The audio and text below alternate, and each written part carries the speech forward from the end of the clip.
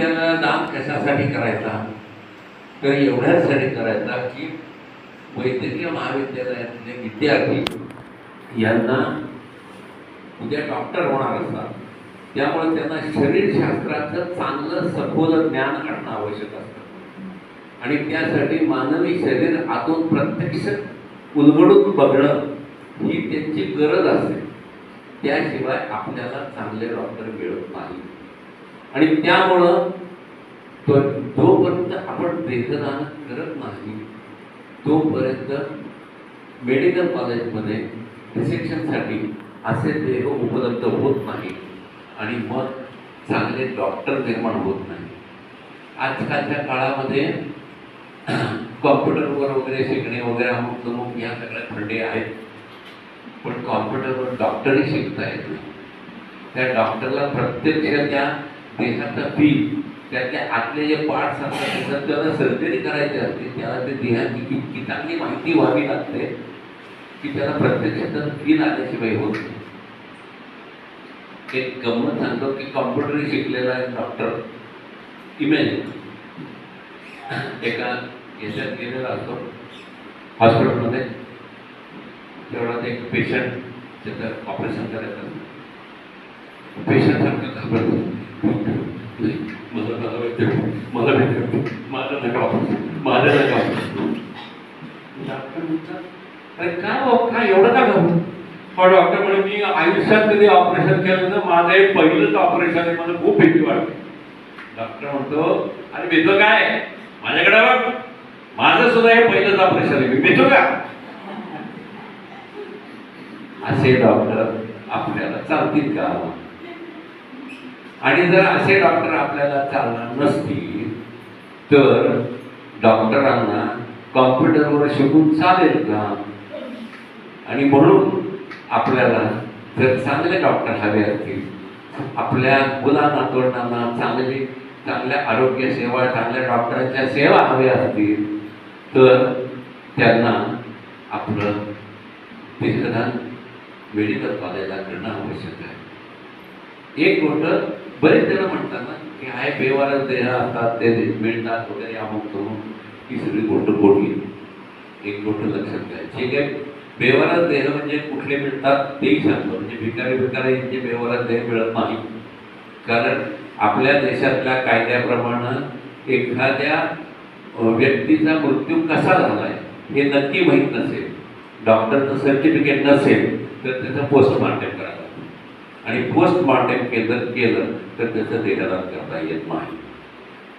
दुसरी गोष्ट, एखाद्याच्या शरीरामध्ये जर जखम असेल, लाईव्ह वुंड ज्याला म्हणतात, ताजी जखम असेल तर त्याचंही देहदान होऊ शकत नाही, कारण त्या देहावर एम्बाल्मिंग नावाची एक प्रक्रिया करायची असते की ज्याच्यामुळे तो देह प्रिझर्व होतो. तर ते प्रिझर्वेशनसाठी एम्बाल्मिंगची क्रिया होत नाही आणि त्यामुळं ते सुद्धा देह असे स्वीकारले जात नाही. फक्त तुरुंगामध्ये मृत्यू पावलेले, ज्यांच्या मृत्यूचं कारण माहिती आहे आणि तिथल्या डॉक्टरने ते सर्टिफिकेट दिलेलं आहे कारणासहित, आणि त्याच्या नातेवाईकांना देह ॲक्सेप्ट करण्याची रिफ्यूज केलं, तर असे बेवारस देह फक्त उपलब्ध होऊ शकतात. नाहीतर फक्त देहदानातून दान केलेलेच देह याला मेडिकल कॉलेजला उपलब्ध होतात आणि त्यामुळं बऱ्याच ठिकाणी कमी पडतात. मला वाटतं तुमच्यापैकी किती जणांनी मी बघितलंय मला माहीत नाही, पण मुन्नाबाई MBBS नावाचा एक सिनेमा आहे. त्या मुन्नाबाई MBBS सिनेमामध्ये याचा खूप चांगला उपयोग केला. तो डॉक्टर शिकवत असतो, मृतदेहाचा ठेवलेला असतो, त्याचं डिसेक्शन शिकवत असतो आणि डिसेक्शन शिकवत असताना बाकीचे सगळी मुलं घोळका करून बघत असतात आणि मुन्नाबाई तो सगळ्यात मागा असतो आणि तो असा उंच करून बघत असतो, पण त्याला काही दिसत नसतं. आणि मग तो काय डॉन असतो, तो फोन करतो आपल्या भावाला की अरे मला काय येते, काय दिसत नाही, मला काही शिक्षण नाही, मला एज्युकेशन मटेरियल पाहिजे म्हणे. म्हणजे काय पाहिजे तुला, तू काय पाहिजे म्हणजे मला एज्युकेशन मटेरियल म्हणजे काय म्हणे, मला डेड पाहिजे म्हणे. हा येस येस, तुझ्यासाठी स्पेशल डेड बॉडीची व्यवस्था करतो, मग तो करतो, जो डॉन असतो तो करतो. पण बाकीच्यांनी काय करायचं ज्यांना हे नाही? WHO नियमाप्रमाणे चांगलं वैद्यकीय शिक्षण पाहिजे असेल तर 10 विद्यार्थ्यांच्या मागं एक मृतदेह उपलब्ध असणं मेडिकल कॉलेजला आवश्यक आहे. आज आपल्या देशामध्ये 50 विद्यार्थ्यांच्या मागं एक मृतदेह उपलब्ध असतो ॲव्हरेज. त्यामुळं आपल्या देशातली वैद्यकीय शिक्षणाची क्वालिटी काय असू शकेल?